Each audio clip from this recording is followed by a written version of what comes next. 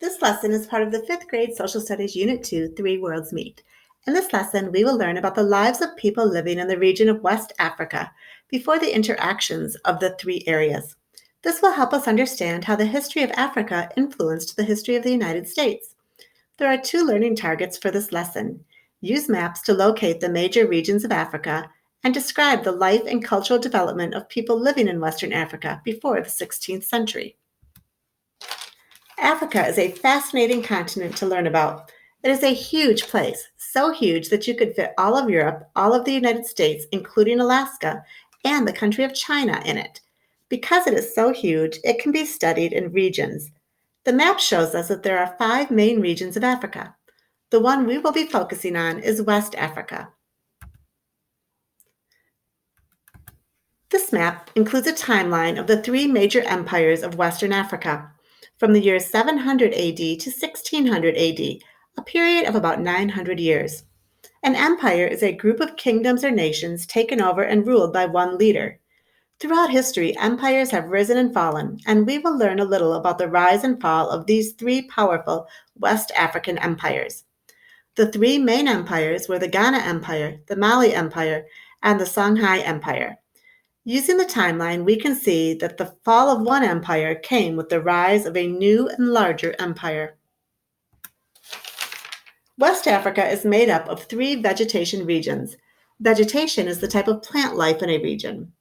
West Africa is made up of the Sahara Desert in the north, a dry area that is difficult to live in, the savanna or grassland, which has a short rainy season, and the tropical rainforests, which have a hot, humid climate and thick vegetation.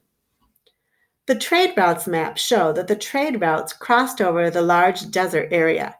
Camels were important because they could carry large loads and needed little water. Understanding the trade routes of the region is useful because the Ghana, Mali, and Songhai empires each became very rich and powerful by controlling the trade routes. The Ghana Empire was first. By the year 700, the people here had been clearing land, building homes, and farming for hundreds of years. They mined iron ore and shaped it into tools and weapons. Their iron tools allowed them to grow more food. They also were able to make stronger weapons, which resulted in taking over weaker groups near them. Ghana was located between the salt mines in the Sahara Desert and the gold mines in the rainforest. The people there had so much gold that they didn't consider it valuable, but they needed the salt to keep food from spoiling and to replace the salt their bodies lost from sweating in the hot, humid climate. Because Ghana was between the 2 regions, they controlled the trade routes and taxed traders. By taxing traders, they helped the kings of Ghana grow wealthy and to expand their army. When they expanded their army, they took over small kingdoms around them and became a large and powerful empire. Most people in Ghana lived in small farming compounds. A compound was made up of a group of homes around a central courtyard. A compound would include a man and his wife, his sons' families, and his daughters' families. Several family compounds together made up a village, led by a village leader. Several villages together made up a small kingdom, led by a king.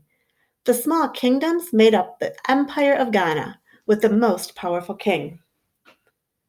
By the year 1100, the Empire of Ghana had fallen. Historians believe the fall of the empire was related to a drought that affected growing food. A drought is a long period of time with little to no rainfall. Also, Ghana was attacked and weakened. They lost control of the trade network.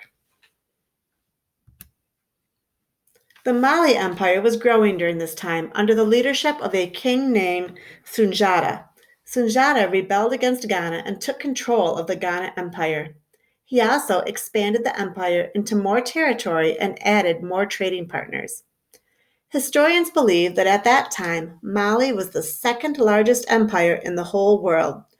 To control such a large empire, the king of Mali divided the land into smaller areas called provinces and appointed a governor for each province.